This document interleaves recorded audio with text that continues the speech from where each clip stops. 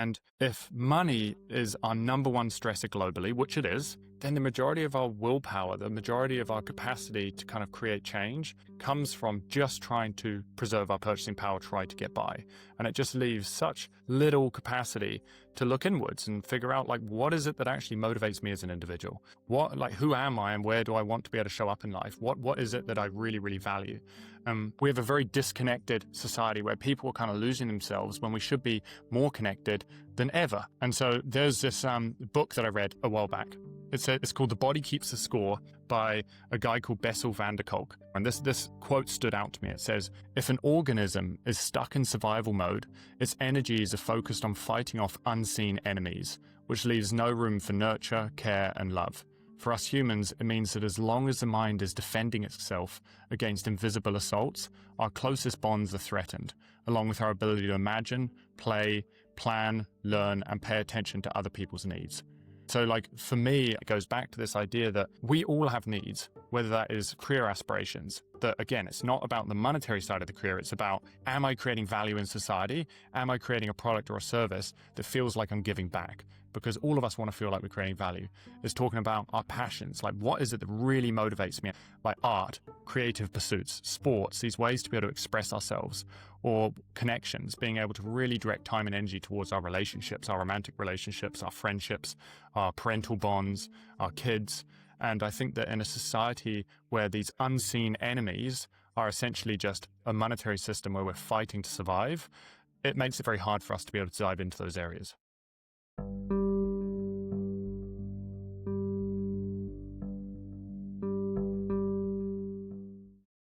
Hey, everybody. Welcome back to the Think Bitcoin podcast, where I talk to Bitcoiners about big ideas, about art, philosophy, the humanities. If you've been enjoying the show, please take a second to like the show, rate the show, and of course, subscribe to the show. It is greatly appreciated. Today's guest is the inimitable Seb Bunney. Seb is the author of The Hidden Cost of Money. He's the co-founder of Looking Glass Education. He's a prolific speaker and educator in the Bitcoin space. He's also just one of the most thoughtful people working in Bitcoin. We talk about what he refers to as Bitcoin's internal impact, how Bitcoin changes the individual long before it changes the world, the shift from trying to actively fix external systems to doing the harder work of improving yourself, and how presence, personal growth, and a deeper sense of self-possession can create more real change than any amount of orange pilling or activism. So without further ado, please enjoy this conversation with Seb Bunney.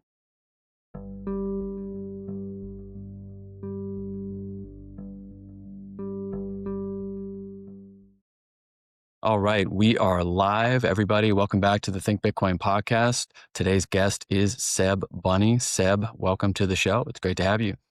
Man, honestly, it is my pleasure, Logan. I think that we were just discussing before we kind of jumped on this idea that Bitcoin is it brings people together, and you meet people and you kind of come along this journey with one another, alongside one another, but many times you never meet these people in person.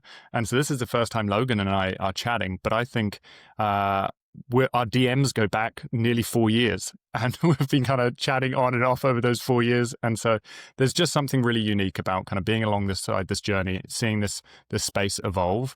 And there's a connection that, even though we've never spoken in person, I don't know, I'm really looking forward to this conversation. And I feel like already friends, even though we've never necessarily met.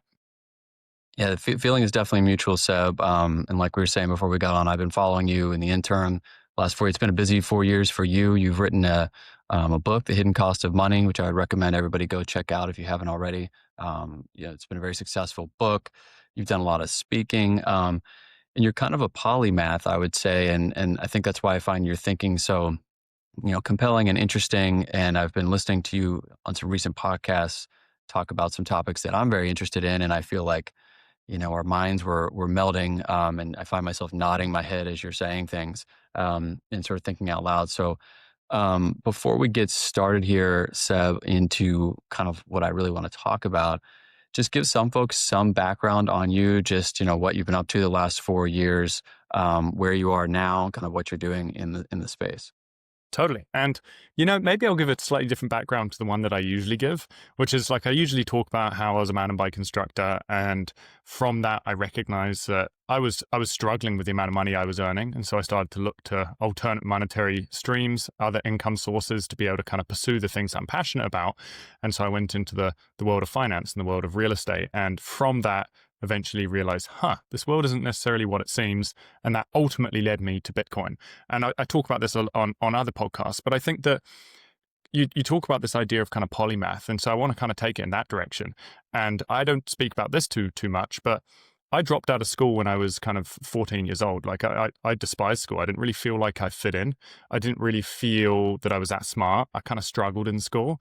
And it's that famous, I think there's like a famous Buddhist quote that it's just like, if you judge a fish by its ability to climb a tree, it's always going to think that it's pretty dumb or doesn't necessarily fit in. And so that's kind of my schooling experience. And I would say that in my teenage years, I moved out to Canada and I started teaching mountain biking. It was the first time in my life that I was like, this is my community. I feel for the first time like seen for what I'm able to do. But along the way, I stumbled upon, I think it was like audiobooks or being able to just like listen to content as opposed to reading. I'm a very slow reader, but I stumbled upon like listening to content, and that profoundly shifted my world. And now when I look back, I feel really lucky about this path that I've been on, where because I didn't go down the traditional schooling route, I am not necessarily boxed in to any specific way of thinking or told the world works in a certain way. The amount of people that come up to me and say, hey, you wrote The Hidden Cost of Money, you must be an economist. You must have studied finance. And it's like, nope, didn't do any of that. And I think that if I'd studied finance or economics, I would have had a Keynesian view on the world, or I would have had a very distorted view on how I think the world works. But instead, I went into this with no biases, and I was able to go and read hundreds of books on these subjects. And I got a little too heavy into reading for a little while. I wanted to try and tick off 100 books in a year and stuff. And so I consumed way, way, way too much. And I've actually slowed down a lot in the more recent years. And I think partly a result of Bitcoin, slowing down and really thinking about and kind of digesting the information I consume and contemplating on the information I consume. And so I just feel really lucky about this path that I've been on, because I think it's allowed me to be curious and dive into things like psychology and dive into things like economics and dive into things like the family bond and just kind of how we show up, environmentalism, health, nutrition, I mentioned psychology, philosophy. And so I think that at its heart, Bitcoin is kind of like a tether that connects all of these things together. And that's why I just love talking about these things. But anyway, I appreciate you having me on, Logan. Yeah, no, that's really, really interesting. I mean, I often think of Bitcoiners as maybe sort of, I mean, I almost don't want to give them too much credit, but kind of uniquely interdisciplinary. And I think the traditional academy, for the most part, I think sort of is a little bit siloed in its disciplines. And so you kind of get these sort of pre-programmed, I don't know, like these isolated, disconnected sort of fields of inquiry without connecting them across with each other and finding those connections. And I think what Bitcoiners tend to do, or at least get accustomed to doing because they discover Bitcoin is, or maybe they find Bitcoin because they're interdisciplinary, I don't know, but is they find a way to make these connections. And I think it's interesting thinking about your background. I would suspect that you feel that you were way less tethered to those siloed, kind of pre-programmed pills, I guess for lack of a better analogy, that the, I guess, traditional academy would place on you. I mean, for me, I studied the humanities. So for me, it's like that's probably a slightly more interdisciplinary area than most. But if you're talking about like science and psychology and economics, I mean, these things are, I don't know, I think each discipline sort of looks a little askant at the other. They kind of are suspicious of the other fields sort of blending into them. But you take such a holistic approach, which I think is very interesting. I want to jump into something that you said recently, which is probably one of my favorite things that I've heard somebody say in a while, and I wish I could tattoo it on every Bitcoiner's brain, which is that you said, and I think this is a mostly verbatim quote, but I apologize if it's slightly paraphrased. This is how I was remembering it. You said the irony of Bitcoin being money is that the result is we will not have to think about money all the time. We'll be able to stop thinking about money. And I want you to, I'd like to ask you to elaborate on that, what you're thinking there, and then maybe talk about from the, I guess, in the context of thinking about art and culture, what does that mean? And how should we be thinking about that? Because I really think this is a completely overlooked, under-discussed concept. So I'm going to stop rambling and I'm going to let you go. Totally. And I'm going to take a step back for 1 second, and then I'll answer that question, because there was something that came to mind as you were talking about this kind of interdisciplinary nature. And like, what is it about Bitcoiners that enables them to kind of dive into all of these subjects? And some of you guys that are listening have probably read about what is it called? It's the 16 personalities test. You've got like INFJ, all of those INTJ, those kind of 16 different personalities, whether you're introverted, extroverted. Is it Myers-Briggs? Is that what that is? The Myers-Briggs. Myers-Briggs. Yeah. The Myers-Briggs. And what's really fascinating is that obviously this is one of the most popular personality tests in the world. Many companies get you to take this so that they have an understanding about who you are, how you show up, where you're going to fit in the team. And there's a breakdown of what the proportion of people in society, which box they fit into out of these 16 personalities. And what's really interesting is someone has done this study on Bitcoiners in relation to the average person in society, and they've got a breakdown of the different types of personalities in Bitcoin. And in the rest of the world, the rarest personality type is one of the most abundant personality types in Bitcoin. And that, to me, I find is really interesting. I think it's something like, and don't quote me on this, it's like 1.6% of the average population is this personality type, and it's like 14 or 15% in Bitcoin, which is really, really fascinating. So you're getting this unique group of individuals, and when you actually dive into what is the personality traits of this individual, and if I'm correct, I think it's INFJ or INTJ, and so I don't remember the exact breakdown of what those stand for, but it's I for like introvert, and then it kind of breaks down into kind of further little spaces. But one of the things it talks about is these individuals are willing to voice their opinion. The individuals are willing to kind of step up. They don't lean into social conformity as much, and they're super curious. Whereas when we look at our like evolutionary tendencies, well, we come from these small little hunter-gatherer tribes. And because we're in these small groups of 50, 100 people, if we are to say something that goes against the status quo, or we start voicing something and the leader doesn't agree with it, then if we get kicked out of that tribe, we're done. We're going to die. And so I think that we have these social conformist tendencies as people, and it makes it very hard for us to be like, oh, there's these people that are thinking about the world from this lens, but the majority think of it through this lens, so I'm just going to stick with the majority.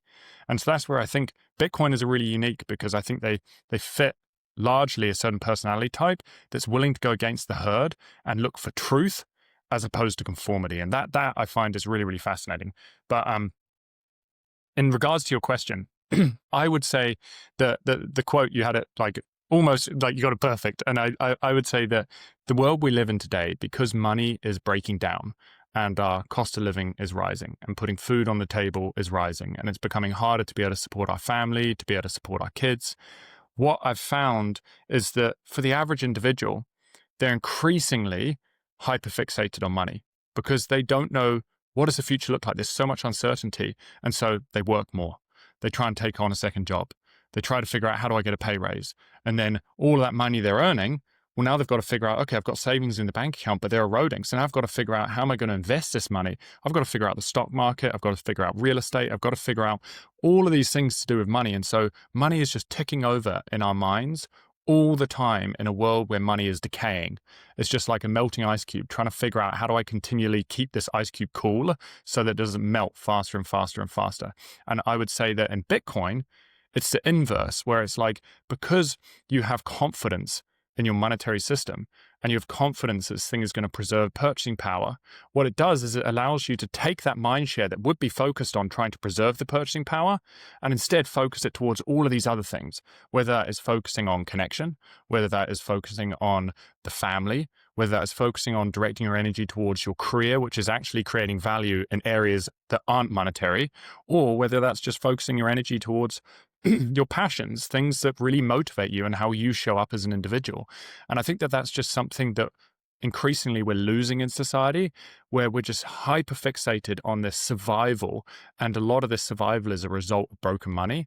So if we can just get away from this survival mentality because our money is broken and we actually just have a foundation that preserves purchasing power, it just completely shifts our mindset. And so this kind of just goes back to that point. I think that the irony of Bitcoin being digital money is that it gets us to stop thinking about money. And so to me, I just find it's a really interesting thought. I'm curious, like, what comes up when you hear that, Logan? I'll tell you. So yeah, I agree with all of that. And I'll tell you exactly what comes up for me because I wrote something down that I wanted to read to you. But yeah, I think it's interesting so Michael Sandel has a book about, I forget what it's called, but it's about, the market economy entering every aspect of society, every facet of a human being's life. And he sort of said, I think it might be called The Limits of Markets or something like that. But it's about how there should be areas of, human endeavor where the market really doesn't penetrate. And what we've kind of sought to do in the last 50 years is hyper-financialize everything. So it's very tough for, like you said, I mean, everybody is thinking about monetary survival every second of the day. And when you're not thinking about that, you're probably despairing about it and seeking some type of escapism or some type of dopamine hit to basically distract you from thinking about that constantly. And so you're toggling between these actually pretty unhealthy, this unhealthy pendulum swing of, oh, I need to figure out all this financial stuff so that I can financially survive versus, oh, that actually kind of sucks. I don't want to do that. But my brain is totally fried from doing that. So I just want to kind of escape and I'm going to doom scroll my phone for 2 hours. But what I was thinking about when you said that, so there's this poet, Pablo Neruda, and he has this line from a poem where he says, if we were not so single-minded about keeping our lives moving and for once could do nothing, perhaps a huge silence might interrupt this sadness of never understanding ourselves. And so I think about that a lot, this idea of if we were not so single-minded about keeping our lives moving, about being on this hamster wheel, this treadmill that you were just describing, and we could just sit with ourselves for a moment and attempt to understand ourselves or to encounter ourselves in some type of real authentic way, what would society look like if we were doing that? That is, oh man, that is fascinating. I think that to me, it really hits deep because I think you see it throughout society in many different ways where people recognize that we only have so much willpower or capacity to make decisions in any given day. And if money is our number one stressor globally, which it is, then the majority of our willpower, the majority of our capacity to kind of create change comes from just trying to preserve our purchasing power, try to get by. And it just leaves such little capacity to look inwards and figure out, like, what is it that actually motivates me as an individual? Who am I and where do I want to be able to show up in life? What is it that I really, really value? Along those lines, there's actually, I wonder if I can even pull it up really quickly. I gave a presentation a little while back called Disconnected. And the whole idea was talking about like how in society we have a very disconnected society where people are kind of losing themselves when we should be more connected than ever. And so it's just really hard to be able to see people when we're trying to just simply show up, when we're trying to be the best versions of ourselves, but instead our monetary system is impeding that. And so, here it is. And so there's this book that I read a while back. And this book, here it is here. It's called The Body Keeps the Score by a guy called Bessel van der Kolk. And in The Body Keeps the Score, and this quote stood out to me. It says, if an organism is stuck in survival mode, its energies are focused on fighting off unseen enemies, which leaves no room for nurture, care, and love. For us humans, it means that as long as the mind is defending itself against invisible assaults, our closest bonds are threatened, along with our ability to imagine, play, plan, learn, and pay attention to other people's needs. And so, like, for me, I find that hits home because, again, it goes back to this idea that we all have needs, whether that is career aspirations, that, again, it's not about the monetary side of the career. It's about, am I creating value in society? Am I creating a product or a service that feels like I'm giving back? Because all of us want to feel like we're creating value. It's talking about our passions. Like, what is it that really motivates me? And I think this gets into, and we will get into, like art, creative pursuits, sports, these ways to be able to express ourselves, or connections, being able to really direct time and energy towards our relationships, our romantic relationships, our friendships, our parental bonds, our kids.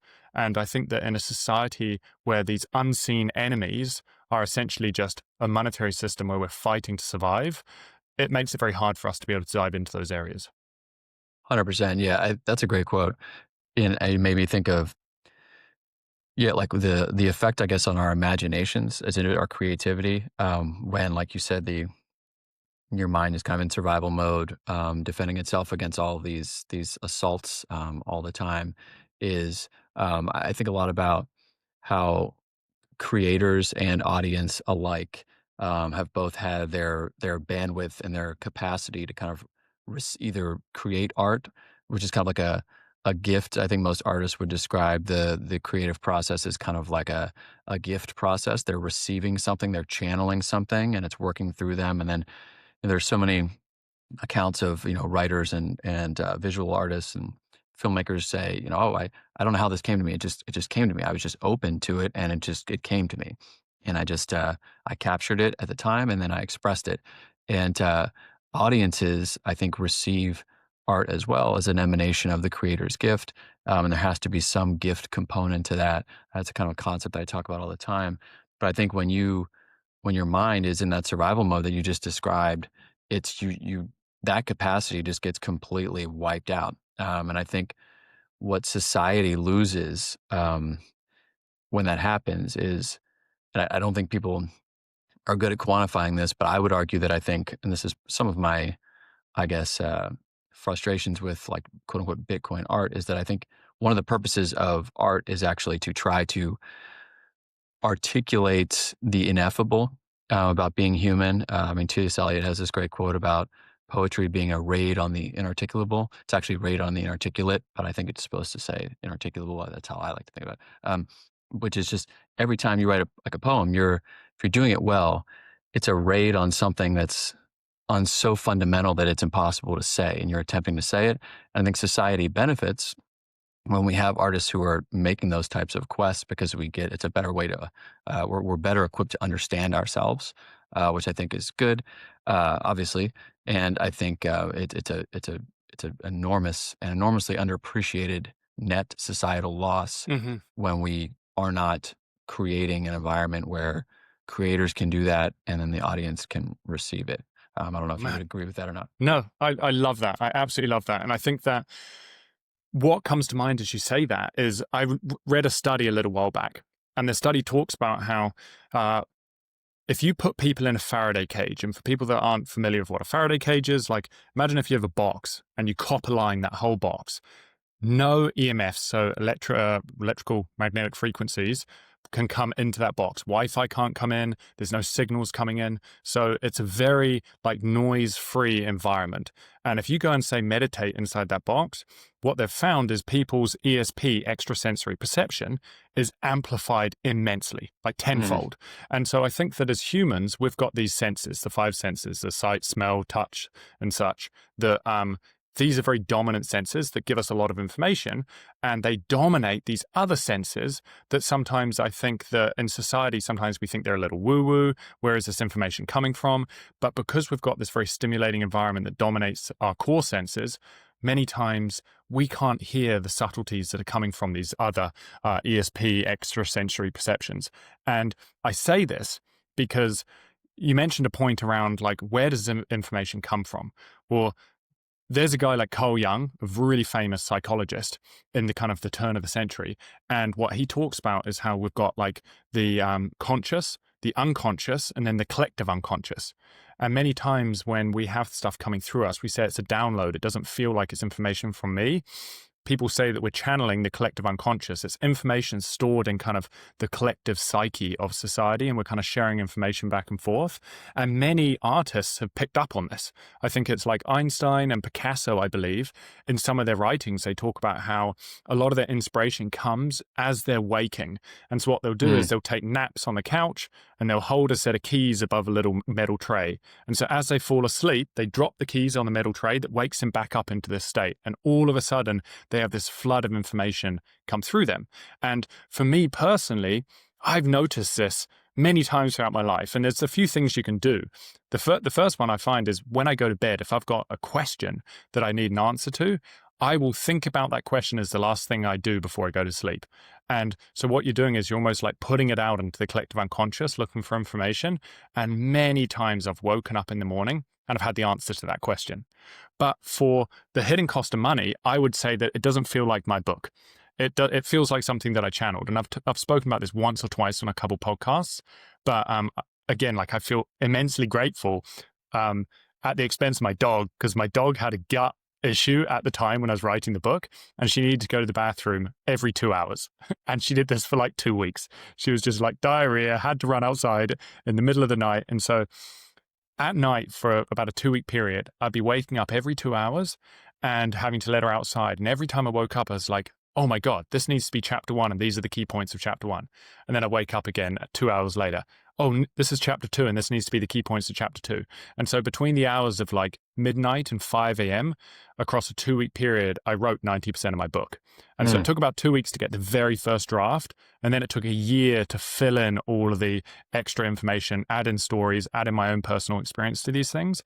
But in many ways, this information, the narrative, kind of came through me in a sense. And so I don't really take accountability for a lot of it. And I just feel really lucky to have been able to have that information come through me. That's so interesting. And I do think that that is like very like congenial with the way a lot of artists describe how they, I guess, kind of receive inspiration is exactly like you described. I mean, D.H. Lawrence has a pretty good quote about it, which I will butcher it if I try it. But it's basically like, look, he kind of says the same thing you say. He's like, I'm not even going to take credit for this. It just kind of came to me. But of course, there's work that you're doing to be open to that, though, right? I mean, I think it's a little underappreciated, I guess, how you have to orient yourself to that type of communication a little bit, or at least be mindful of ways that you can increase surface area for that communication to come through. I mean, I would invite everybody to experiment with at night. If you just, I mean, this is pretty obvious advice, but I mean, at night, if you kind of set your phone aside, put on some red light glasses or some blue blocking glasses, first of all, you'll realize how tired you actually are and how much you're just like wired up all the time with your phone. But if you do, and then you do that and you just kind of like sit for like 20 minutes, with no phone, and you're just sitting and thinking, your brain is going to kind of start to surface things that you haven't been thinking about before. And some of those things are going to be creative things and creative avenues that you can go down. And if you make a regular practice of doing that, I think you just open yourself up to more of this type of, I guess, like extrasensory communication.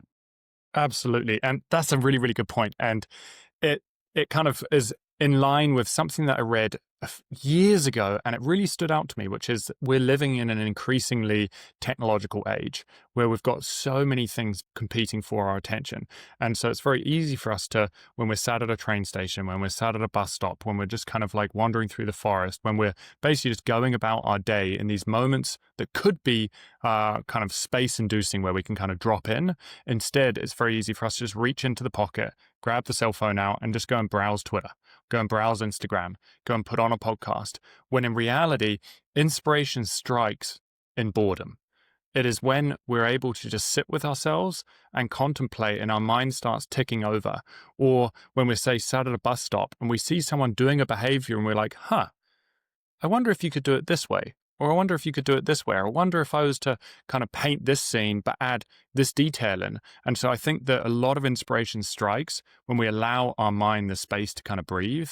And the hardest part about that is we've got, as I mentioned, all these kind of competing things, technology that wants our attention and gives us dopamine, gives us serotonin when we use these technologies. And so like I urge anyone to really be conscious of, hey, am I reaching for my phone just to be able to fill space?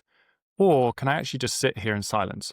And actually, I'll share like one story that I thought was interesting is I've just started dating someone over the last like kind of 6 to 8 weeks. And on, I think, the second date, we went out to grab a bite to eat. And she went off to the bathroom. And she told me this after the fact, like about a week or two after the fact. She says she comes back from the bathroom and she sees that I'm not on my phone and I'm just simply just sat there looking at the wall. And she was just like, I don't think I've seen someone just like sitting, not on their phone. And I didn't look uncomfortable. I didn't look awkward. I was just sat there in peace, just thinking about and like noticing what's coming up in the body. And so I just think it's really important to sit with yourself, notice what comes up, give yourself space to breathe, give yourself space to contemplate, because I think that's where inspiration strikes. Yeah. And when we're thinking about, Bitcoin and art and the environment for the arts, I like to think, I guess my optimistic hope is that with a sound money like Bitcoin, that hopefully, folks have more opportunities to do that without feeling so pressed all the time. I mean, I think it's a little bit probably idealistic. I mean, man, I had George Clutis on recently, he's written a novel this year. He was pushing back a little bit against that idea, just lightly, but because I do think it's a little bit idealistic. But that's my sincere hope, is that with Bitcoin, folks can kind of breathe a little bit financially and be able to, kind of cultivate that inner silence a little bit. I also hope that it demonetizes businesses that I would consider just like dopamine businesses. I mean, I think like Facebook, Instagram, even X. I mean, people make an exception for X all the time, because you can get some news on X, but I mean, X is the same thing. I mean, the X algorithm is absolute trash.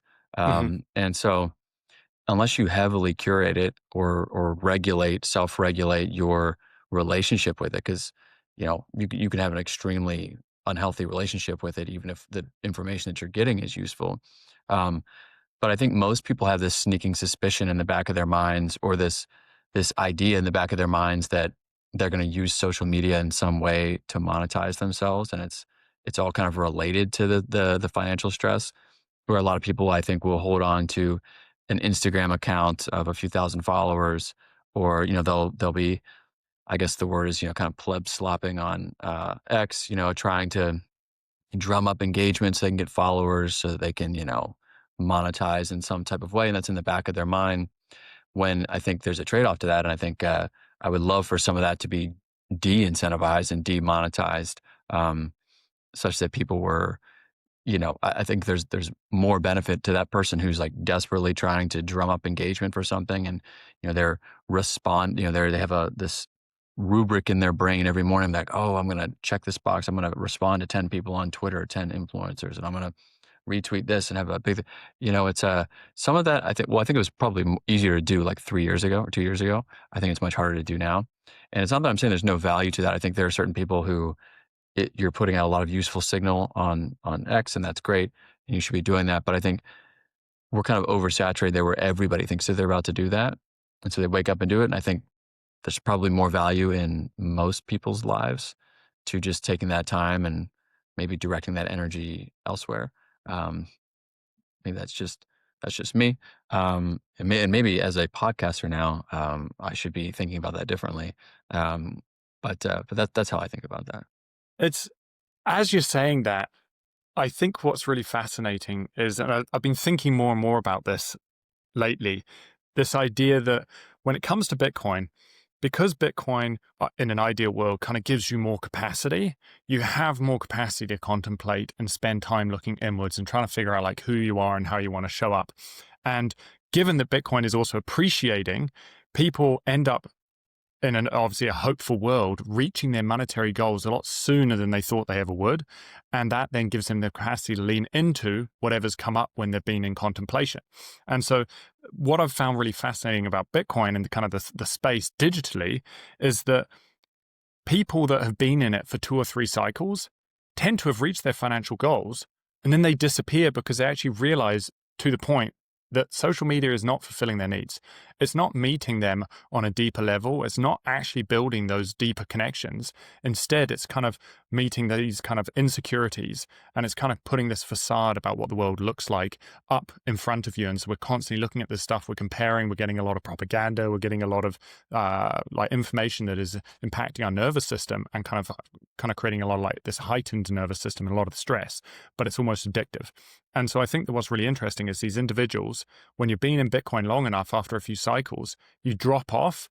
And then I'm hearing about people that just go and buy land. They go and build their house. They go and put their hands in the dirt. They go and kind of live a more self-resourceful lifestyle.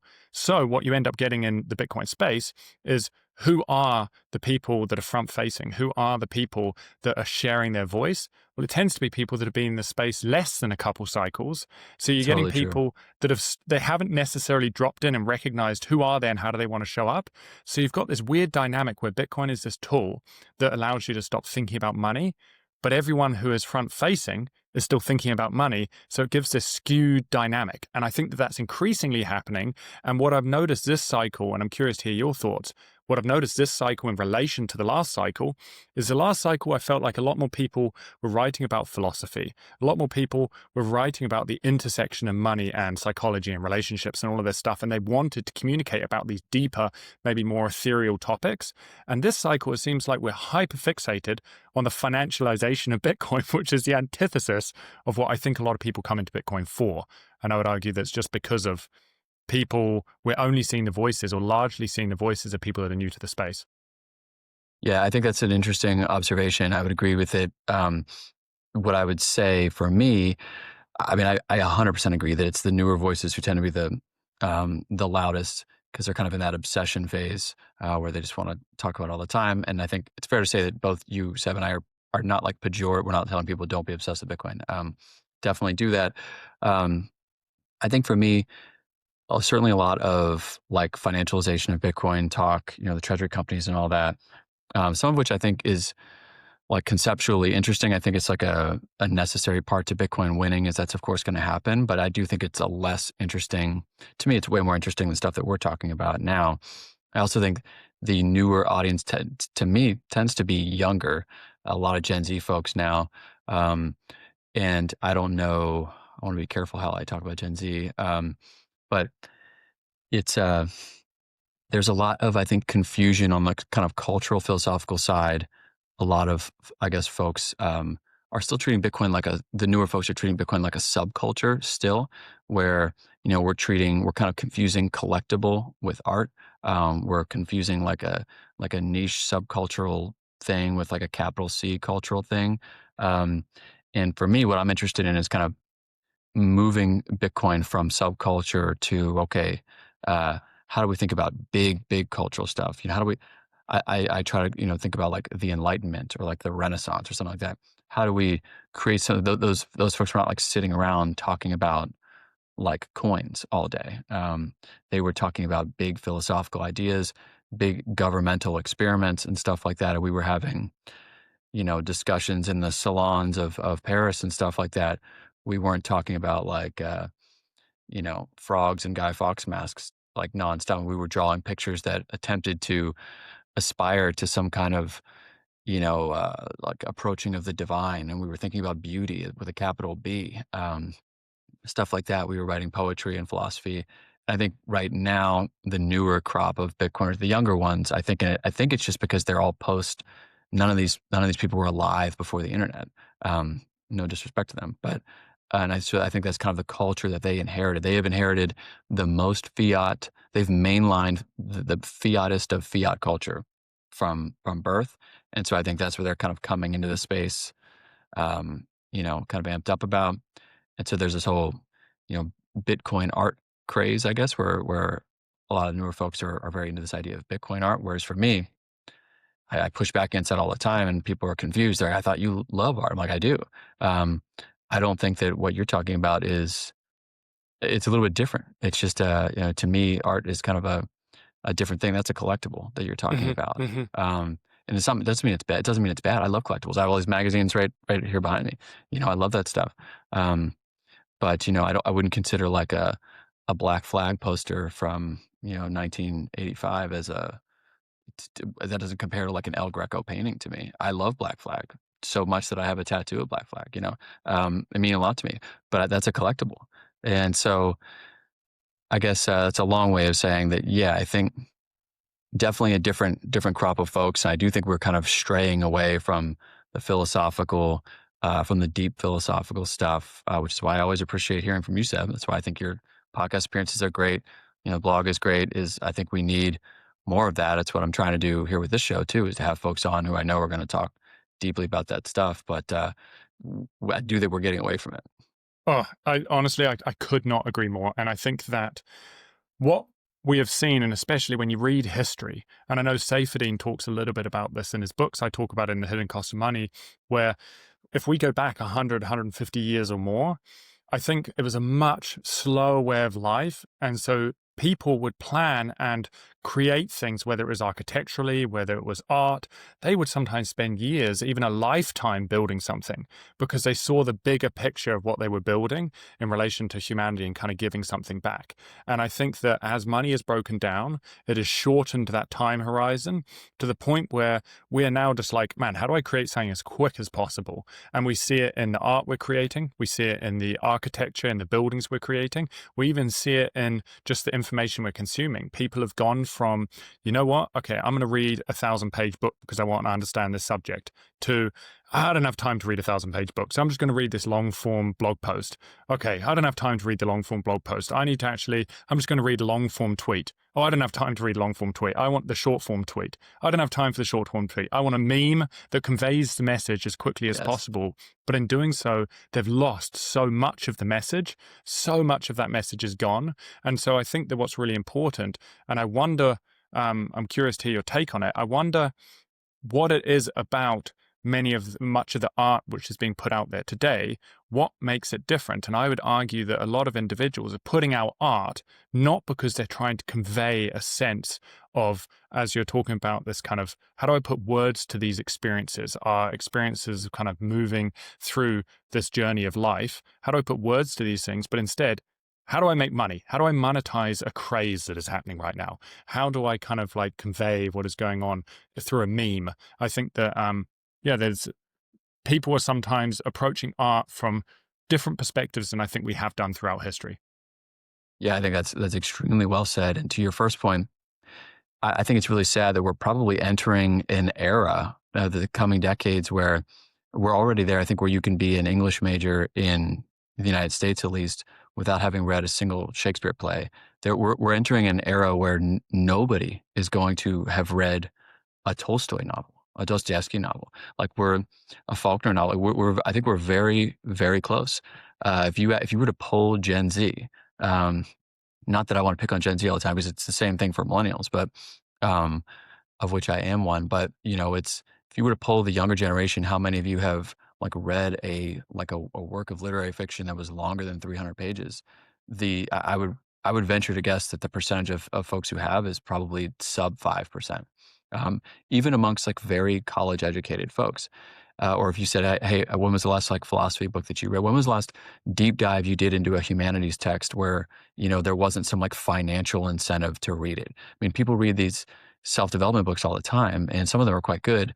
But people read those with an eye towards always on the horizon. And in terms of incentives for reading that is like, oh, this is probably going to help me in some monetary way. I think that's the hope, or help you do something else that you could potentially monetize, versus like sitting alone and reading a long work of literary fiction or philosophy forces you to confront yourself in ways that I think are uncomfortable. I think we live in an era where people are estranged from themselves, and I think we collectively are all estranged from ourselves for these reasons that I think are all downstream of money and our phones, basically, and so yeah, I think that's a major problem. Mm-hmm. And I think that, again, like you mentioned, kind of Gen Z, and I don't think it's picking on Gen Z and saying that we are a product of our environment. Millennials are different to baby boomers. Gen Z are different to millennials. And I think that because we're a product of our environment, we're showing up in different ways. And I would say that technology is shaping how we're showing up, in that I feel really lucky to have only received a cell phone in my teenage years. And so I remember what it feels like kind of pre-technology. Like we had one computer that was very basic in the dial-up internet, and we'd all be sharing. The computer would shout at the brother if the phone rang and you didn't want them to answer the phone because they'd cut the internet off. Anyway, I just remembering all of my friends' home phone numbers. And so if I wanted to call a friend, I would just go up to the dial-up phone, type in the number, give them a call. And today we don't have to remember phone numbers because they're all stored in our cell phones. And so I remember my phone number. I remember my mum's phone number from childhood, and that's essentially it. And so technology has changed our ability to memorize numbers because we don't need to. But the same thing is happening in many ways because of AI, because of these various technologies. It's actually reshaping how we're showing up as individuals. And a little while back, I listened to a phenomenal Tim Ferriss podcast. This must have been 5 or 6 years ago, and I've completely blanked. I apologize on the author's name, but he was an older author who had spanned from the typewriter through to kind of to present day, and he's still writing. And what he says is that when he was a teenager, the first books he ever wrote, he would write them out by hand because the typewriter and the various ink, it was expensive. So he'd write these things out by hand. And by writing them out by hand, it was very energy intensive. And because it was energy intensive, he was very conscious about, okay, what is the sentence structure that I want to put down on this paper before just going and writing a whole bunch of gibberish and then just throwing it out. And so what he noticed is that the first books that he wrote used to be very dense and very concise and very impactful. And then when he moved over to the typewriter and was spending a lot more time on the typewriter, he could afford the ink, he noticed his books doubled in size because it was a lot more effortless to be able to put words down on paper. So he would start kind of, the bulk of his words would swell, he would have a lot more fluff. And so he was very conscious about, you know what? I'm going to write all of my books by hand first before I ever put them into the typewriter. And then obviously the personal computer came out. And when the personal computer came out, he noticed again, his books doubled in size. And so he went back to writing them by hand. And now you've got things like AI where someone can sit down on the computer in the morning and be like, okay, I'm thinking about writing a book. What is the structure of this book? What are the key points in each of these chapters? What is the core narrative? And AI can spit it back at you. You don't even have to be deeply familiar in the subject. And so it wouldn't surprise me if we look at the amount of books being released every single year in 20 years' time, and from 2023, when kind of ChatGPT really kind of started to blow up, if we see this hockey stick moment where there's so many books being created, but so much of it is fluff. So much of it, there's one interesting point in a 1,000-page book, and it sounds great. All of this writing sounds amazing in many ways, but there's no depth to it because people haven't intimately thought about the information they're putting on paper. They haven't constructively thought about how do I want to put these points together. Yeah, I think it's a good segue into AI, which I do want to talk about because I think I have I'm sure you do as well. I kind of have ambivalence, optimism, nuance about it. I mean, I'm thinking of a song by Damien Jurado where he says, like, I knew everything and yet no one at all. And it's kind of like the AI future where you know everything, all the information is at your fingertips, but you don't know anybody. You don't like deeply know another human being. I also feel like, I often say, we live in a world where we're kind of flooded with content. We just don't have any art anymore. We just call it content. You're a content creator now. You're not an artist. You're a content creator. But for me, I think about AI. A couple episodes ago, I was talking to George Kaludis, and we were talking about this idea of like a barbell approach to life, where I do think there's some very useful applications of AI. You and I are both, I think, interested in longevity, which I want to talk about a little bit as well. I think medicine is a very interesting application for AI. Life extension is very interesting, and just kind of getting through some of these, being able to do all of this research and experimentation that would take humans hundreds of years to do and kind of compressing it down. That's very exciting. I think the possibilities there. I live in a family where, my father-in-law has cancer. I think it would be awesome to have a world where AI figures out a really targeted, incredible treatment for that. And he lives longer. That'd be great. I think a lot of people have family members like that. But I think it's important to lean into it in the areas of life where it's useful and accretive to you. But the other side of the barbell that George and I were talking about was basically the humanities. Like, you need to also be like exercising that human muscle, that humanity muscle. And he's a novelist, so we were talking about reading as part of that and reading fiction as part of that. But I think there are other ways that you can do that as well. I think being in nature. I think fitness in some ways, depending on if you're practicing it in like a meditative way, can be part of that, but you need to cultivate the human side of that barbell. Do you think that's a useful heuristic or frame to think about balancing AI in one's life? I think you're spot on. I think that there's a part of me that wonders, what does the future look like with AI? Because I'm noticing, even for myself, that the Hidden Cost of Money and my other book, B is for Bitcoin, and a lot of my long form articles, I wrote them pre-AI. And I feel really lucky to have been in a world where you didn't have this tool that made writing a lot easier, because again, it made me really think about the information I was putting down on the page. It made me really contemplate on the information that I was putting out. And now I'm noticing that AI, it kind of kneecaps you, because you start a thread in your mind. This topic is really interesting. And so I start to kind of jot down some notes, but then I almost go to AI prematurely to finish off that thought. I'm not letting my mind finish that thought. And so I'm kind of kneecapping myself in kind of this deep thinking mode. And I'm noticing it is impacting my ability to improvise, my ability to kind of get into a flow state, my ability to be able to sit down and just write and be in that flow, because I get frustrated that I can't get out what I'm trying to say. And then I lean on AI. So there's a part of me that is very close to actually just dropping AI in my writing altogether, because of how much it's impacted my ability to think.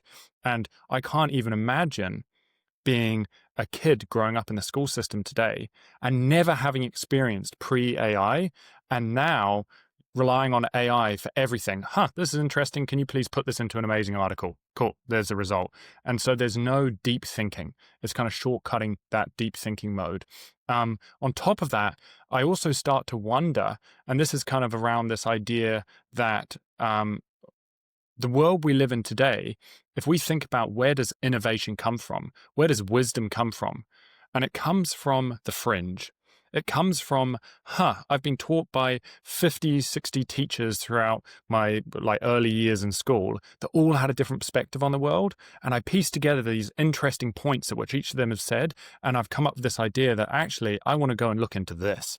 But if all of the kids today are being trained on the same AI model that has the same base information, what ends up happening to wisdom? What ends up happening to innovation? Because they're all being fed the same information. And so that's where I wonder, what does the future look like in a world where everyone is reading from the same book, as opposed to kind of getting these diverse perspectives from unique individuals that are fallible, that are looking at things in unique ways and have personality?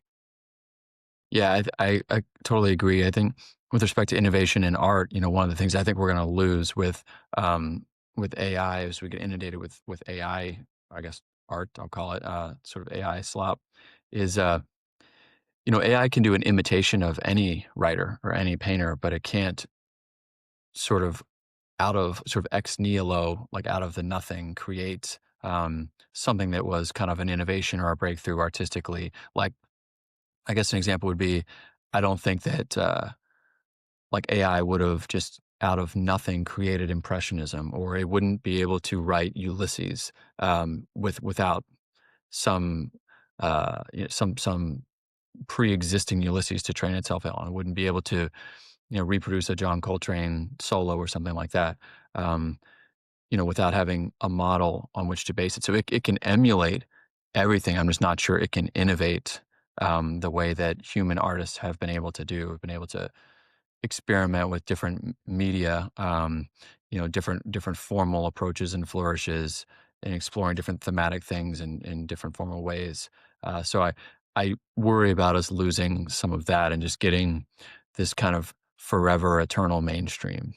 Totally. Totally. That's something that I worry about as well. And it also does bring up the question, I don't have the answer to it, which is, what is innovation?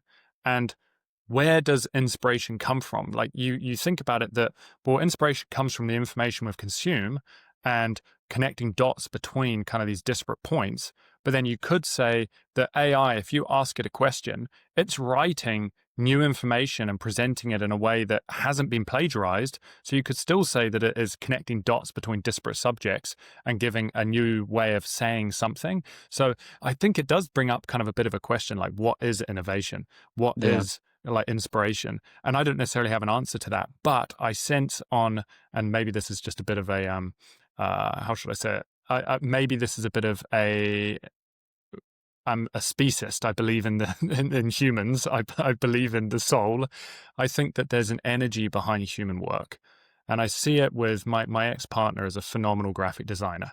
And she's seen 60, 70% of her workload in the last couple of years just disappear because people are relying on AI to generate their logo. They're relying on AI to generate their marketing materials. They're relying on AI to generate their website. And what she's noticing is that on the face of it, yeah, they look like great logos and websites, but there's no depth to them. Whereas I think that as a graphic designer who spent decades training in art and kind of like the creative pursuit, there's a lot of intricate depth and soul to something which I feel like AI is not creating.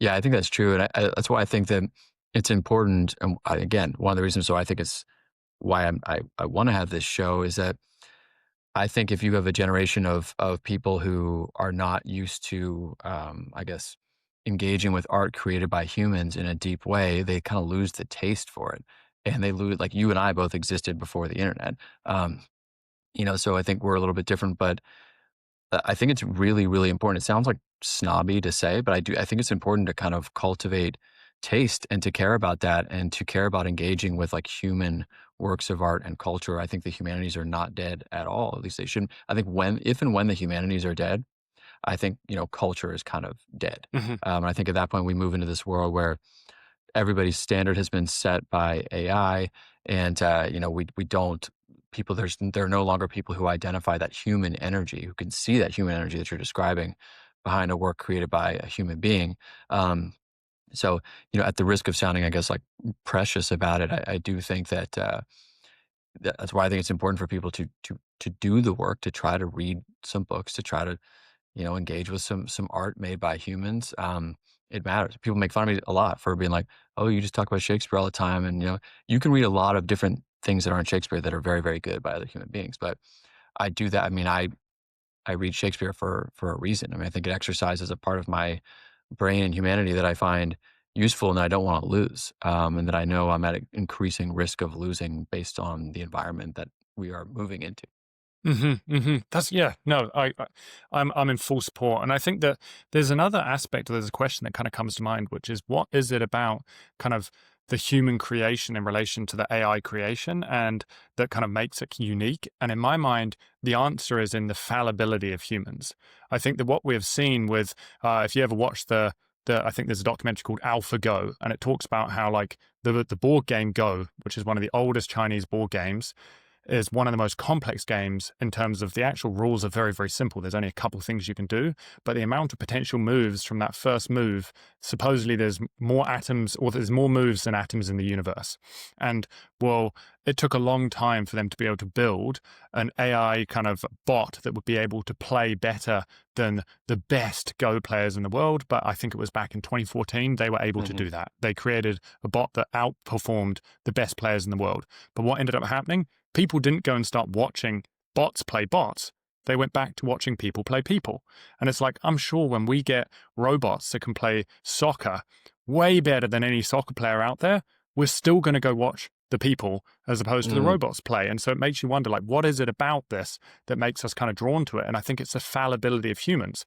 You don't know what their next step is going to be because they're not perfect. People make mistakes. And I think that if I was to go and buy a handcrafted mug from the local farmer's market, it's almost like the uniqueness of the mug and the little twists and turns and the indentation by the way that they accidentally kind of press their thumb against the mug while making it in relation to the perfect IKEA white mug. There's just a lot more soul in the mug made by the individual. And so I think that part of the human experience is the fallibility of the human. Yeah, I love that. I hadn't thought about that in that way, but I think that's true. The fallibility of humans, and also, I guess, kind of an evergreen, maybe hardwired desire to like aspire as humans and to see humans aspiring for, the level of greatness that is achievable, I guess, for humans. I want to talk.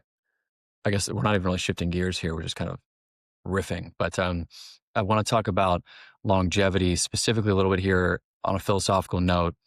I heard you say recently on a podcast that the scarcity of life is what makes it meaningful.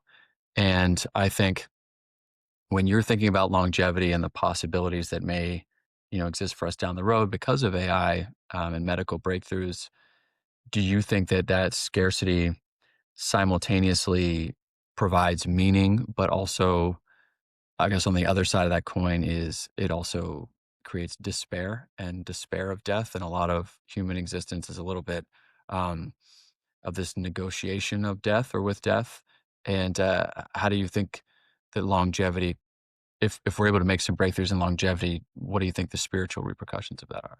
Sorry, Oh, that's man. not an easy question. No. I No, love this question. I love this question. And there's so many different avenues. And so I'm just trying to think, which avenue do I want to go down first? Okay, so I would say the first thing is if we take a step back and we actually just look at Eastern medicine versus Western medicine and what the differences are, and what we recognize in Eastern medicine, so more of this like traditional, more holistic medicine, is one, families lived intergenerationally. Like you would have multiple individuals, the grandkids, great grandkids, parents, grandparents, great grandparents, many times all living underneath one roof. And so what we would see is when our great grandparents or grandparents started to get ill, we would see them going through the turmoil of illness. Not only that, but because we didn't have many of the interventions that we have today, people would get a terminal illness and within a month or two, they would pass on. And so the suffering period would be relatively short. And what that meant is that we would see our great-grandparents and such through most of their good years, and they'd be able to pass down knowledge, they'd be able to pass down wisdom. And so we have a very different relationship to death in the Eastern side of things. Many individuals aren't necessarily scared of death. They see it as part of life. Part of life is, to the point that you said earlier, is the scarcity of the time we have on this earth, and death is a part of that experience. Well, then you take the Western approach, and we've tried to intervene medically. And when people start to get sick, what do? We start to feed them full of drugs, pills, all of these different various like interventions that try and extend life. But what we've actually done is we've not extended health span, as in the quality of life, we've just extended lifespan. And so we see people suffer for years, decades with Alzheimer's, and it's hard. It's so painful to see these people not know who they are, where they are, who their family is, and they're just kind of like lost in these physical bodies. And so I would say that in the Western approach, one, because we don't live intergenerationally. Two, because we've tried to extend life but not quality of life. Three, because we've pushed these elderly people into homes and we're not necessarily seeing their decline, we've become very fearful of death. We don't like to see death. And so I would say that a lot of our endeavors in the medical fields relating to longevity come from a place of fear. They come from a place of, well, I don't want to die. I want to extend life because I don't want to experience what I've seen my grandparents experience. I don't want to have Alzheimer's for 15 years. And so I think that the Eastern and Western approach are very, very different. One is very interventionistic. One of them is very natural. And so I think from a spiritual perspective, I think that a lot of longevity, as I quickly mentioned, is a result of fear. But one of the interesting points that I do find is that this question around, have we actually extended lifespan with the technologies which we have been able to create over the last 100, 200 years and such? And there's a lot of data that indicates, no, we haven't. And so one of the first civilizations to really document its population was the Romans. And 2,000 years ago, when we're looking at data from the Romans, in the center of Rome, the average lifespan of a male was 75 to 80 years old. And that's after you remove out childhood mortality or whatever it is. But like infant mortality. Yeah. Infant mortality, that's the word I'm looking for. Infant mortality, because obviously at that time, they had very different ability to intervene with kids being born. And two, you remove out death from war, because obviously that's just cutting someone's life short prematurely. So if you remove out death from war and infant mortality, the average man was between 75 and 80. Well, now we take a look at humans today, as in the US, the average male, and I think, correct me if I'm wrong, the lifespan is like 75.8 years old as a male. And if you remove out infant mortality and war, we get to like 76.5 years or something like that. So you're saying that men 2,000 years ago, before all of this intervention, lived the same amount of time that men do today. And so that, to me, I find is really fascinating. And so it kind of brings up the question, like, what was actually causing this kind of lifespan back then? And it was because they recognized that when they were bringing animals into the center of Rome, the feces, the kind of droppings from the animals were going into the water source, and people were getting E. coli, they were getting bacterial infections, they were getting really sick. So they removed animals from the center of Rome. So this was kind of the first idea of sanitization and trying to create clean water, even though they didn't know about kind of like microbiology and such. And so today we kind of put all of our lifespan on, oh, it's our medical breakthroughs, it's vaccines, it's drugs, it's our interventionistic practices. And in reality, I would say that no, it really is just the fact that we have clean water and we have a sanitized environment and we're washing our hands. That has made such a huge difference. And so in the end, kind of summarizing everything that I've just shared, I tend to think that longevity is a result of fear, and it isn't necessarily coming from a place of, hey, this is how we actually grow spiritually. And I think that it actually removes a lot of the value from life when you extend it. It's just like when you print more money, when you increase the money supply, you're not adding value. Instead, you're diluting what value already existed in society. Yeah, that's fascinating. And I wonder how much, you would think that with the advances that we've made just in things like germs and, microbiology and stuff like that, that we would have a longer lifespan. But I think seems like it's fiat culture that has created this environment that's just toxic in so many other different ways that the Romans couldn't have even predicted how toxic an environment that we've managed to create, even with all the technology that we have. I guess when I think about longevity, I think sometimes I'd love to get your take on this. An idea that I find interesting and compelling to think about is this idea that a lot of the I guess knowledge or wisdom or the thinking that we have around death right now is the result of kind of thousands of years of narratives and stories about death that we've told ourselves. Not good or bad, but just that's the way humans make sense of the world. A lot is through narratives and stories. Religions. Every religion is has a narrative as a way of explaining the world, a heuristic of viewing the world. Even science, I think operates under certain constraints that are kind of narratives that are, I guess, ostensibly informed by, what we perceive the limits to be right now of our ability. And I find the idea interesting that is there another narrative to be had that is sort of, okay, could we piece together a coherent sense of existence with a radical health span extension that would make sense, that would sort of replace or supplant in some ways, or even synergize with some of these other narratives that we've grown up with in a long time, or for a long time as humans. I don't know if you'd agree with this. Let me know, what you think about that. The idea of these just being stories that we tell, and are these just stories that we've inherited so deeply that we can't perceive of the possibility of another story that might be coherent? It's a really interesting thought. And as you're saying this, and it's a tough one because I think that there's so many ways that we can approach these conversations. As we're saying this, well, what is coming to mind is actually that as humans, like we've come from a place for thousands of years where obviously society thrives when it's populous at creating value, when we're able to give back to society, when we're offering services and products that kind of make society kind of show up better, to be able to support each other, to be able to provide food, resources, and such. And I would say that I had this conversation a little while back, and it really kind of made me think about this question of, are we in a simulation? And it will make sense. I'll wrap this all up in a second. But basically, the conversation kind of went something along the lines of, like, we want to create value for society. And so we go out there and we create products and services. But naturally, in the desire to create value for society, what do? We create technology. What does technology do? It increases efficiency and productivity. What does increase in efficiency and productivity do? Well, it starts to remove us from the equation. So then all of a sudden we start to kind of face depression and anxiety. How can I show up? How can I provide value in society? And so I think that we get to a point where we kind of end up creating AI. We end up creating AI because of our ability to create technology, advancements in technology and such. And AI and robotics really just start replacing humans completely. And so once AI and robotics start replacing humans completely, we want to be able to create value because we've got a society that is dying, a society that has an absolute lack of value creation and purpose. And so what do? We create a simulation. We create a simulation where we step into that simulation like Avatar back to a simpler time.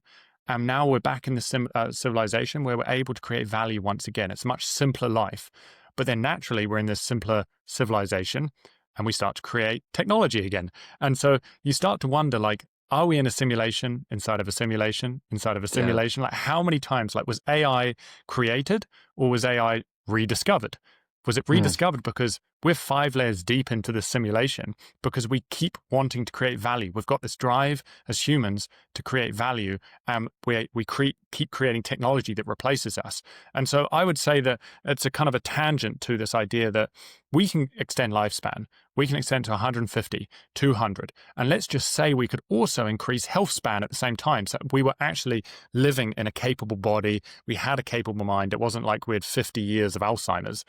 What I think would happen is I think that we'd have a society that really lacked purpose, because all of us could try out every career. I could be a doctor for 10 years, and then I can be a mechanic, and then I can go into, I don't know, psychology, and then I can go into being a freaking lifeguard. And I think that what ends up happening is I think we'd lose a bit of a sense of self because we don't really know who we are. We don't really know how to show up. We can master all of these things. And so I almost, again, it goes back to the fact that it's through scarcity that value is created. And so I lean towards, my opinions are always open to changing, I lean towards the human lifespan is almost the length it is because it gives us enough time to be born, to experience childhood, to then mate, to reproduce, and then usually we live for a handful more years and then we kind of die off. And when you actually look at every other species on Earth, after they have procreated, they die off. And one of the reasons why you could argue evolutionarily that happens is because once you're procreated, you are no longer of value, because if you continue to live, you're actually consuming resources which enables the species to continue. And so there's maybe a reason why after we're procreated, we die off.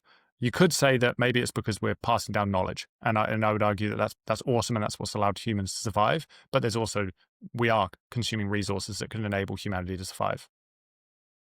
Yeah, I have this idea for a novel that somebody from the audience might steal now, but is that we live in a future, it's like a sci-fi novel. We live in a future where we have figured out a way to extend life basically indefinitely. And there's this subculture that grows up, folks that want to die, that think that you should die after a certain period of time, that it's just, whether it's a social responsibility or sort of adhering to an evolutionary imperative that, you know, the rest of society is ignoring, they opt to die as like a noble pursuit. And then there's some kind of, you know, conflict between the the rebels who want to do that, and then the other folks, as just like a staging ground to be able to kind of have this philosophical debate.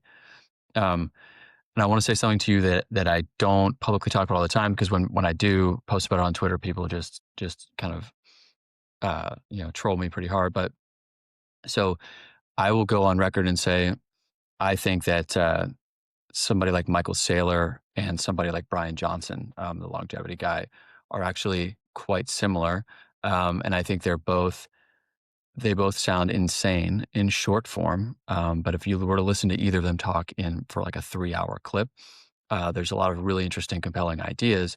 Sort of still sounds, you can tell they're kind of operating on a different plane of existence a little bit. If you listen to Sailor talk for like 40 straight minutes, and he starts talking about the elemental fire, and it's you go into Sailor Zone. I think Brian Johnson's the same way, but I think there is kind of an affinity between Bitcoin and longevity. I think Bitcoin is kind of permanent capital.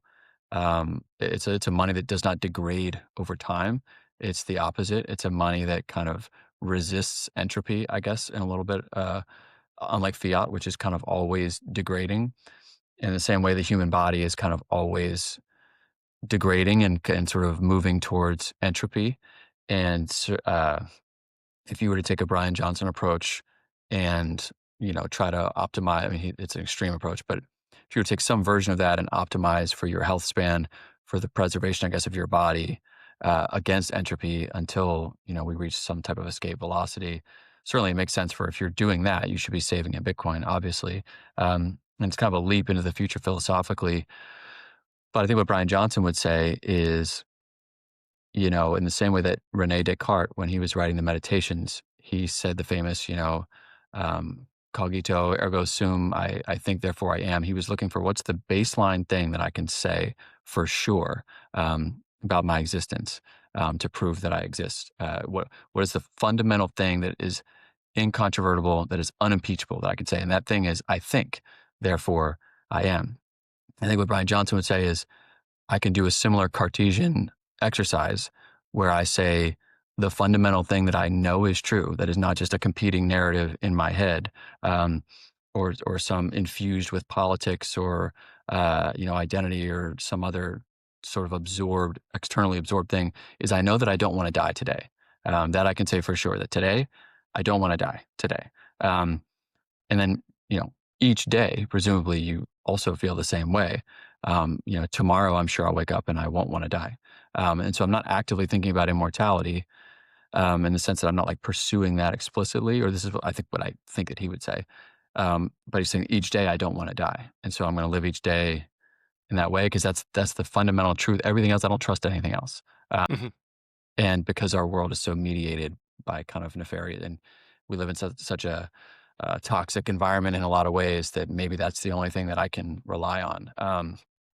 So I think of the two as Bitcoin and just kind of entwined. I don't know if you think of those in that way. There wasn't even really a question there, Seb, so I apologize. I'm just kind of throwing stuff at you. And sometimes I love I just love noticing what's coming up inside of me and seeing how you respond to different questions and just the back and forth. Like, it sometimes doesn't even have to be a question. And I think the best conversations are the ones where it just kind of naturally flows because thoughts come up. But I think on that note, in my mind, I have a feeling from the information that I've read about Brian Johnson, from the talks I've listened to him give, I think there is fear there. He's operating on a place of fear of death. And to your point around what each day he says, well, I don't want to die, what he's thinking about by saying, I don't want to die today, is you're thinking about not being here tomorrow. So your mind is elsewhere. So it kind of goes back to a lot of these Buddhist principles. It's just like non-attachment. Get back into the present. Actually just exist today. Stop thinking about everything tomorrow. Now, I recognize that we live in a world where we've got to figure out income. We've got to figure out how we're putting food on the table. We've got to figure out stuff that's happening in the future and plan for the future. Otherwise, we're just going to disappear into existence. So I recognize that not all of us can just sit here and purely be present. But a lot of this is coming from a place of fear as opposed to just being purely present, which is the value of life comes from being present as opposed to thinking about the future. The second point, the kind of thread that I wanted to quickly pull on, was this idea that I think, therefore I am. And the book that I mentioned earlier, I kind of quoted, When the Body Says No. Oh, sorry, when the body keeps the score. There's another book called When the Body Says No as well. And it's all along these same lines, which is, we are vibrational frequencies. And so if we're thinking negative thoughts, we're showing up in certain ways, those vibrational frequencies impact our physical body and how our body shows up. And so there's a lot of evidence that points towards how we show up, how we treat other people, how we think, results in a lot of the illnesses that we face. So a lot of the cancers evolve in the body from the thought, from how we show up. And so I think that we can absolutely approach this from an interventionistic perspective. We can go and try and prevent cancer, stop this, stop that. But what I think we're actually doing is we're putting a Band-Aid over the fact that actually what we have to do is change our thoughts. We actually have to change ourselves internally, because by changing how we show up and how we think, that can resolve a lot of the issues. I'll give kind of case in point. There's an amazing book called Dying to Be Me by a lady called Anita Moorjani. And her dad died. This is a true story. Her dad died when, I think, she was in her teenage years. And she thought that she never lived up to her dad's kind of like beliefs of her, and that she let her dad down. And she carried this, because he died very suddenly, and they didn't have a chance to chat. She carried this all the way through her teenage years, into her 20s, into her 30s. And she ended up getting cancer. That cancer rapidly developed, and she ended up going into a coma. When she was in this coma, she had a near-death experience. And she says that she went over to the other side and she saw her dad. And she was able to talk to her dad. And her dad said, I'm so unbelievably proud of you and how you showed up. And I never once doubted who you were or the value you created in society. And to her, this was just like, I've been bearing this weight, this negative weight that I haven't stood up to what my dad thought I could be my whole life, and it was a fallacy. And so she had this opportunity to come step back into her physical body. She steps back into her physical body, and within a few days, all of the tumors, like stage 4 cancer, massive tumors riddled all throughout her body, just dissipate. And there's like the doctors, like this is very documented. The doctors were just like, we have never seen this before in our life. We didn't give her any chemo. We didn't give her any kind of interventionistic practices, and the tumors just dissipated. And so I think that it brings up this point, which is, I think, therefore I am. If we're thinking these negative thoughts, if we're carrying these burdens, it impacts us on a physical level. And if we want to intervene and stop cancer by going and silencing a gene or going and cutting out a tumor, what we're not doing is we're not changing the environment at which that is grown. So it's going to come back. It's going to come back in some other way, some other form, and it's not actually giving us the information which allows us to grow. And I parallel this with our monetary environment. If we have an issue in society, and let's say too much debt has resulted in companies starting to default, well, that's giving us information. It's giving us information that there's instability in society. If our central bank steps in, prints money, and cuts interest rates, what do? We now incentivize that behavior further, and people take on more debt and they continue that behavior. And so by simply printing money and intervening, we're stopping this natural process. It's giving us information about how it needs to survive. And I think that most of the illnesses we face stem from that. If I want to go and eat fast food, I'm going to start becoming obese. I'm going to start getting these other issues. I can't just go and take Ozempic. I can't just go and have like a gut surgery to shrink my intestines and shrink my gut. I've got to actually change my habits. And so I think that that's where a lot of illness, I tend to look at it through the lens that illness is information about the systems in our body not functioning properly because of our thoughts and our behaviors.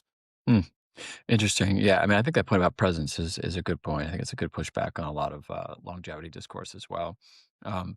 Seb, I want to ask you one more substantive question, and then I also want you to tell us after that what books you're reading, because I know you're a big reader and you read wide, a lot of different diverse stuff. So I'm curious to hear that. But my last substantive question for you, you and I could probably talk for like 10 straight hours, so I just want to try to keep this reasonable. I think we seem to me to be living in a time of just an almost unprecedented unspooling of these deep connective narratives of society all at the same time. So I think obviously there's the story of fiat money and you can print money forever, that we're kind of unspooling that, unlearning that, that's unwinding in real time. We do have this AI thing which might lead to certain advances or breakthroughs that might unspool our kind of thousands, or multi-millennia narrative that we have about longevity and certain limitations of human beings that, we might eventually unspool some of that. We have, that movie, The Age of Disclosure, just came out about the UAPs and aliens and stuff like that. Just watched it last night. How you're gonna tell me how it is, because I told my wife, I was like, we do need to watch. My wife has been wanting to watch it. I mean, it's been on her radar for a while, but we have that, there's just the narrative of our relationship to the rest of the universe, and kind of how as a species we relate to, or other extra, I guess, terrestrial intelligence of some kind. That is I think these are all like very destabilizing things. And I'm wondering, first of all, do you agree that we kind of live in this confluence of all of this unwinding? And in light of all that, do you feel optimistic? Do you feel pessimistic? Do you feel, what level of hope do you feel for us in making sense of all of this? And is there anything you would leave the audience with as they think about this kind of crazy, unprecedented time that we live in? And I understand that everybody always says they live in an unprecedented time, but I sort of think we do actually this time, I think. But curious to get your thoughts on all that. This time is different. But famous last words. Yeah. That's a really good question, Logan. And more than anything, I just really appreciate this conversation and really appreciate just the curiosities and the questions throughout this kind of discourse. But I would say I'm going to start with I think it's like a Taoist fable, and it's this idea that this farmer wakes up one morning and he goes outside, and his only horse has run away. And the next door neighbor comes over and shouts over the fence, and he was just like, man, you have the worst luck. And the farmer's like, yeah, well, And he goes about his day, he goes back to bed, wakes up the next morning, and the horse has returned. And there's 4 more horses. And the next door neighbor comes over and is just like, man, you have the best luck.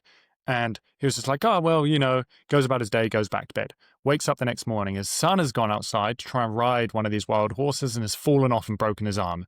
The next door neighbor comes over, man, you have the worst luck. He was like, oh, well, goes about his day, goes back to bed. The next morning, he wakes up and his nation is at war and everyone has to enlist unless you're injured.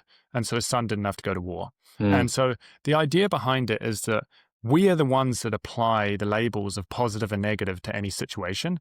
And in reality, it's just information. And so I think that when I've been in Bitcoin, or previously, up until I'd say even the last kind of like 2-3 years, I've been looking at, oh my God, we need Bitcoin to go and change this external world. Like there's all of these problems in society.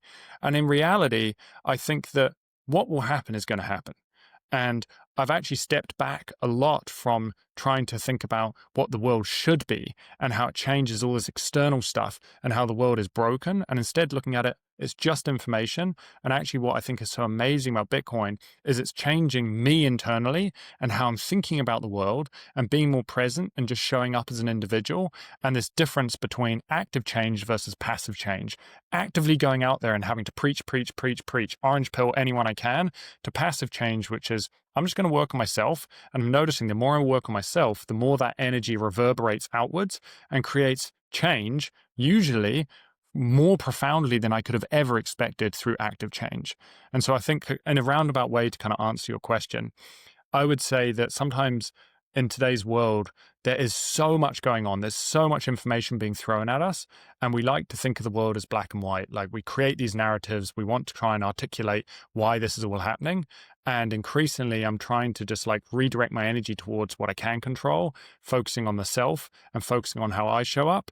And I'm just noticing that it allows me to drop more into flow and meet some of the most fascinating individuals, have the most amazing conversations. And so that's really what I've really been directing my energy towards. But it's a bit of a roundabout, weird way of answering your question. No, I love it. I think that's a great way to kind of wrap up too. I think that's a great takeaway for the audience too. A good heuristic, a good reframe, or I guess a different way to frame things for folks who are probably stressed out, as most of us are. So Seb, I guess last thing, please give us some book recommendations. You mentioned a lot of books during the show, but what are you reading now? What are some books you think that folks are not reading enough or have overlooked that you found really impactful? I would say, oh man, I read a ton of books. I absolutely love reading. And I do believe that reading is a unique endeavor and it's a personal endeavor. Like there's many times someone will recommend a book to me and the concept sounds amazing, but for some reason I'm just not in the headspace and I can't drop in. And then other times, a year later, someone recommends the same book and I'm like, I'm going to give that a go again. And I've dropped in and I digest the book. And so I think that books speak to us at different times, but 100% agree with that. Yeah, and I also find that sometimes I'll reread a book and I notice stuff that I just never noticed before. And it goes back to, I think, there's like a Buddhist saying, which is you never step in the same river twice. It's just like the river's always flowing, the information's always changing, we're always growing, we've got different experiences, we're looking at things through different lenses. So in terms of kind of what I'm reading right now, I say there's a book that I finished a little while back that profoundly changed my mind, and there's a history book. The book that I finished, I'll grab it because it's behind me because I've forgotten the name.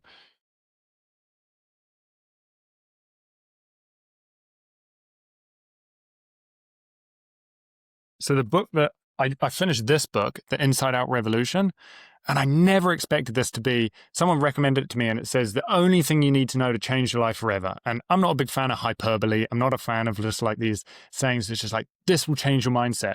But this book actually changed my mindset. It's a really profound book. Additionally, I'm reading a book called A History of the American People.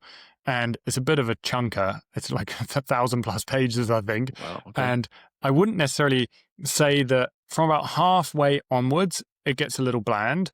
and repetitive. But the first half, talking about how the US came to be the way that it is, from the first settlers, the first pilgrims, the Puritans coming over from the UK and landing in the US, completely blew my mind open, and it's been amazing learning that history. And so I've really, really, really enjoyed that book as well. So those are kind of two books that I think I've been directing my energy towards more recently. Yeah, very cool. And I think a common thread with a lot of Bitcoiners is they like to read a lot of history. And I think there's just a lot of examining what came before. And, those, I mean, Saylor, I think famously is just absolutely obsessed with history. So that sounds like a good one. All right, Seb, thank you so much for coming on. This conversation was awesome, thought-provoking. Hopefully folks got a lot from it. But most importantly, it was a lot of fun. So it's great to finally, I guess, meet you virtually. I won't say in person, but to actually sit down and have a conversation with you. So we will, if you're up to it, we'll have to do it again sometime. I'm sure there's infinite parts to this that we could be doing, but I very much appreciate your time today, Seb.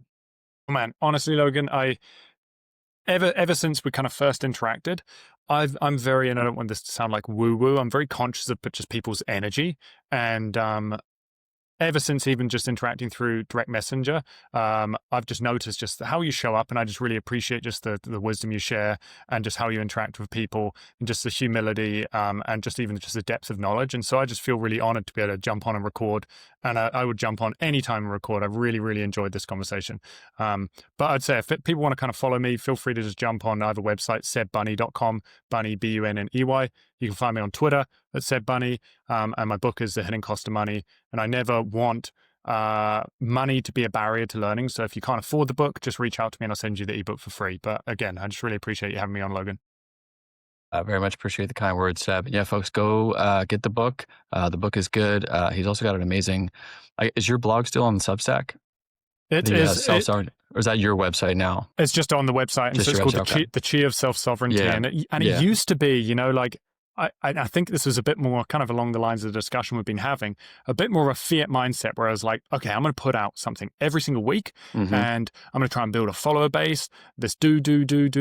And now I'm of the mindset, and this pivoted about a year ago, 2 years ago, I was just like, I don't want to write for the sake of writing. I want to write when inspiration strikes, because that feels most authentic. And I feel like that is when I'm able to create the most value. And so now I've gone from a weekly blog to sometimes it will be months between me posting. But I want to write when inspiration strikes. So hopefully you won't get that many emails from me if you do subscribe to the blog. It's free, but you'll get them when I've actually thought deeply about what it is I'm writing about. Yeah, which I think is the way to do it. I also think it's the way to kind of respect your audience and give them something you've thought deeply about. So, but yeah, so thanks for doing that, Seb. Again, everybody get the book. Highly recommend Seb's other writing and his blog as well. It is all exceptional. And Seb, thank you again. We will see everybody next time. Thanks, Logan.